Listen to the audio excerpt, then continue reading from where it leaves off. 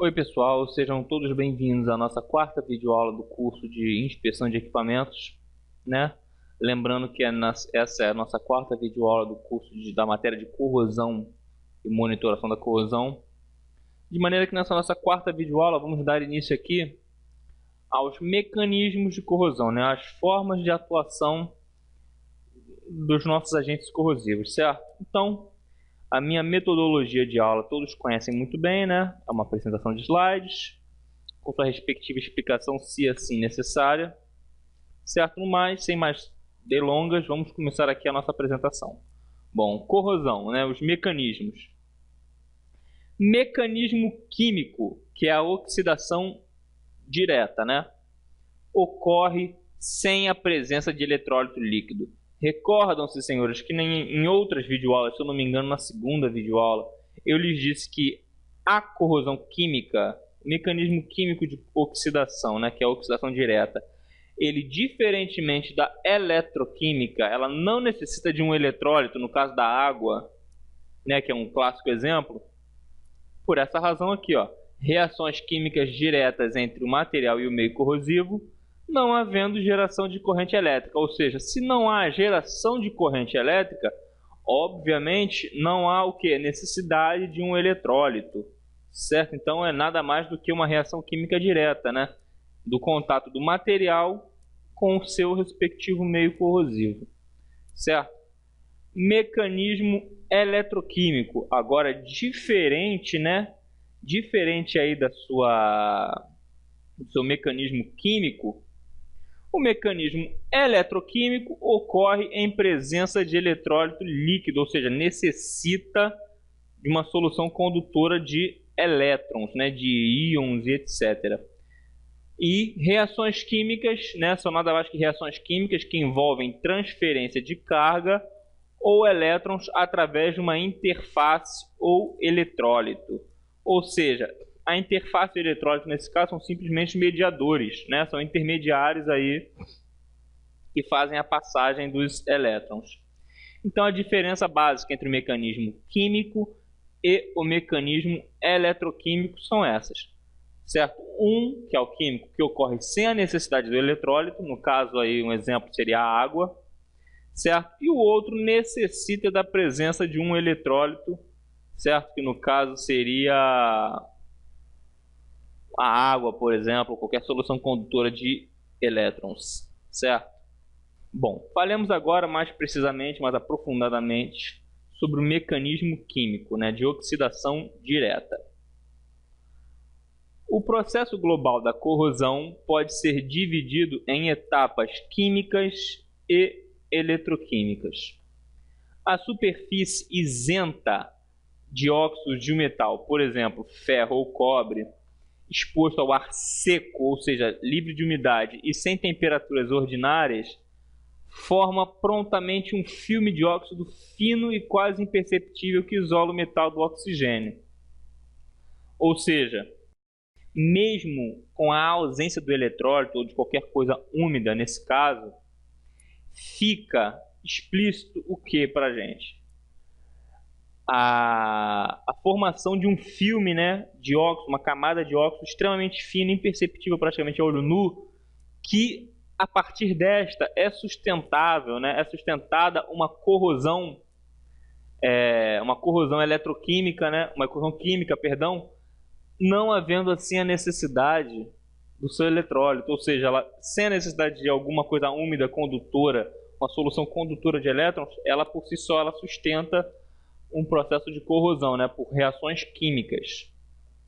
Desta forma, devido à pequena espessura do filme de óxido, o progresso da oxidação é acelerado nos primeiros instantes, porém decresce rapidamente ao longo do tempo. Ou seja, de uma certa forma de dizer, o gráfico, né, de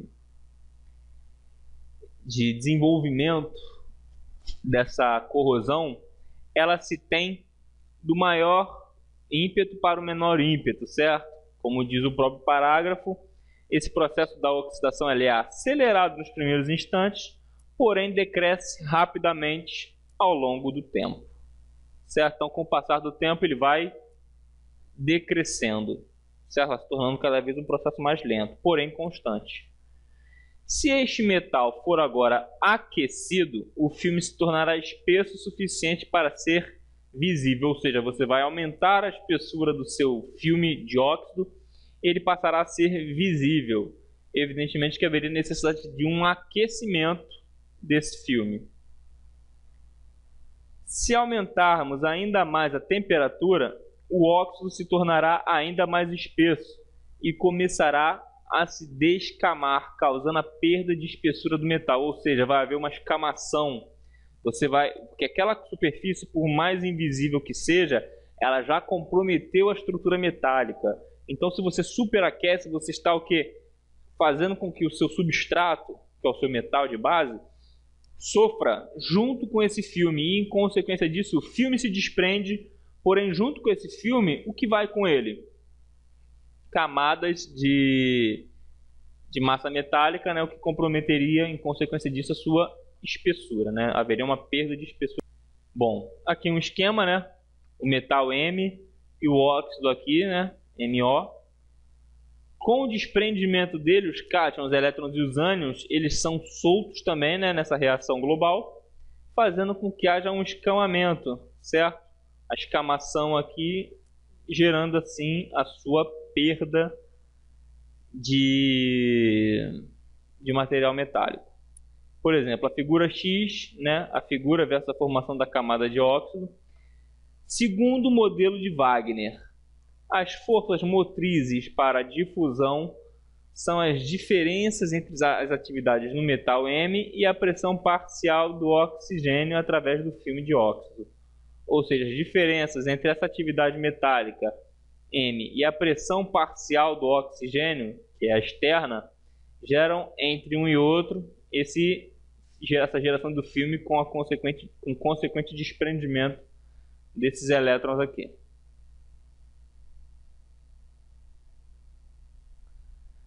Corrosão em material metálico em temperaturas elevadas por gases ou vapores e em ausência de umidade é chamada de corrosão seca. Esse aí são aqueles 2% que envolvem o mecanismo químico de oxidação, que é a oxidação direta ou corrosão seca, certo? Mecanismo químico ainda, né? Temos aqui um exemplo de uma oxidação com descamação localizada devido à incidência de chama em um tubo de um forno petroquímico, certo? De aço liga de 5% de cromo por 0,5% de molibdênio. Então aqui percebam pequenas escamações aqui nessa região. Percebam que essa região aqui houve um lixamento, evidentemente, porém há uma perda de massa. Até existe uma coloração de forma mais escura, né, diferente, de fato. Temos aqui, ó, ainda em mecanismo químico de corrosão, certo? Um tubo de uma caldeira, né, provavelmente um feixe tubular, com o seu revestimento externo aqui totalmente comprometido pela corrosão. Observem a perda de massa metálica, né, que foi sofrida aqui, né, a perda, certo? Justamente por formação química de corrosão. Aqui temos um outro exemplo, né, que é o bico de um queimador de gás ácido com intensa sulfetação. Ou seja, percebam, senhores, que todos os casos nós estamos citando o que? Presença de gases e inclusive o que? Presença de altas temperaturas. Isso são marcas, são características de corrosões químicas, certo? Modelos teóricos de oxidação, né? Temos aqui a presença do oxigênio em cada um deles, com os devidos desprendimentos. Ó, aqui a superfície completamente intacta, ao entrar em contato com a superfície do oxigênio, acaba o quê? Havendo a retirada de um elemento e a presença do oxigênio nessa interface, certo? Fazendo com que haja, ao invés de metal e a liga metálica, que haja o oxigênio com a sua liga metálica e posteriormente o desprendimento com escamação, né, dos materiais, da massa metálica. Ó, na figura A partir da interface óxido-atmosfera oxidante, certo? No caso a B, a partir da interface metal-óxido, ou seja, o óxido já invadiu o metal. E aqui o contato direto da atmosfera com o metal devido à formação irregular de óxido, que são essas escamações aqui que nós estamos vendo. Certo? Bom, agora o mecanismo químico, né, em materiais não metálicos. Ocorre também? Sim, ocorre. Vamos ver como se tem esse ataque. Ataque da borracha pelo gás ozônio, havendo oxidação da borracha com perda de elasticidade, certo? Deterioração do concreto por sulfato, juntamente com o ataque da massa de concreto e não da armadura de aço carbono. Bom, então primeiro ali, ataque da borracha por ozônio, havendo uma oxidação da borracha com perda de elasticidade. É o famoso ressecamento, né? Nós já cansamos de pegar uma borracha, né, que ela possui um perfil de elasticidade tal que é maior do que o de um metal. Porém, a partir de um certo ponto, uma borracha que você vê de origem ressecada, você não tem como ter esse perfil de elasticidade muito grande e, consequentemente, acaba gerando um rompimento, uma ruptura, né, desse elástico, desse material. E embaixo é deterioração do concreto por sulfato, né, que é um ataque da massa do concreto e não da armadura de aço carbono. Ou seja, o concreto ele acaba perdendo a sua tenacidade, né, que é a sua resistência a impacto. Ele se torna mais frágil, ele se torna um concreto poluído, por assim dizer. Certo? Tudo isso são mecanismos químicos de oxidação, né, no caso de oxidação química, né, oxidação direta, em materiais não necessariamente metálicos.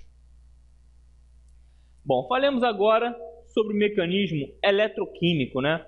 Processo anódico do mecanismo eletroquímico. São as passagens dos íons, normal. Se é um mecanismo eletroquímico, nós já sabemos que existe um eletrólito. Se existe um eletrólito, há o quê? A movimentação de íons e de elétrons. Então, durante o processo anódico, trata-se do quê? Da passagem dos íons, certo? Para a solução eletrolítica, ou seja, a passagem dos íons para o eletrólito. Na segunda parte, como nós já explicamos anteriormente, deslocamento dos elétrons e íons, novamente dizendo que é o que?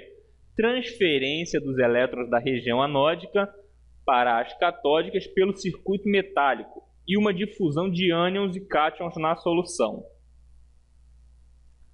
Processo catódico, né, que é, por sua vez, a recepção na área catódica, né, do eletrodo cátodo pelos íons ou moléculas existentes na solução. Isso nós já vimos na explicação anterior, né, que foi relatado aqui. Temos aqui um exemplo, ó, da corrosão em água ou em soluções aquosas. Isso aqui é um feixe tubular, né, de um permutador tipo casco-tubo. Se perceba que, embora ele trabalhe com água, que é um eletrólito, a sua superfície externa está comprometida por camadas de corrosão, né? Percebam aqui, ó, corrosão galvânica em trocador de calor, no caso tubos de aço inoxidável e cátodo e separadores de aço carbono anodo, né? No caso aqui, certo? Os tubos de aço inoxidável, que são os aços inox, eles servem como o cátodo, né? O eletrodo cátodo. E os separadores de aço carbono, né, são os separadores ali, são os anodos, certo? Isso gera uma diferença de potencial que causa, em consequência disso, a corrosão eletroquímica. Temos um outro mecanismo eletroquímico, isso aqui é como vocês podem observar, um velho canhão de guerra, certo? Que fica na beira de um forte, em contato direto com o quê? Com a marisia, com a salinidade marinha, né? Que faz com que essa umidade, essa salinidade seja um eletrólito, certo? E os próprios sais marinhos, os próprios minerais marinhos penetram na sua superfície, fazendo com que haja essa severa, essa bruta corrosão na superfície do material. E essa aqui é conhecida como corrosão atmosférica, ou seja, os próprios elementos da atmosfera daquele local, certo? Foram os responsáveis pela geração eletroquímica dessa diferença de potencial. E aqui, outro mecanismo eletroquímico é a corrosão no solo, né? Que é a corrosão causada pela umidade, a umidade, né, do solo em contato direto com o seu material metálico, né? Que, mais uma vez, essa umidade ela admite um papel de eletrólito, certo? E conduz a energia, né? Conduz os elétrons e os ânions diretamente em direção ao próprio substrato, fazendo com que essa diferença de potencial gere aí uma corrosão, certo? Tal como nos outros exemplos, senhores. Sempre necessitando de uma solução eletrolítica, né? Sempre necessitando de um eletrólito para que seja uma corrosão eletroquímica. E geralmente a umidade, a água, qualquer coisa relativa, qualquer coisa condutora de eletrólitos, ela acaba caracterizando a corrosão como uma corrosão eletroquímica, né? Vejam o caso ali da legenda, ó, tubulação parcialmente aterrada, né? Tem a falha no revestimento sujeita a corrosão mais acentuada na falha no revestimento e pouco abaixo da superfície do solo por aeração diferencial, ou seja, pela diferença de umidade relativa do ar, né? Por diferença de ar, aeração diferencial. Bom, pessoal, e com isso encerramos aqui a nossa quarta videoaula, certo? Falamos aqui sobre os mecanismos básicos da corrosão e de que forma eles atuam.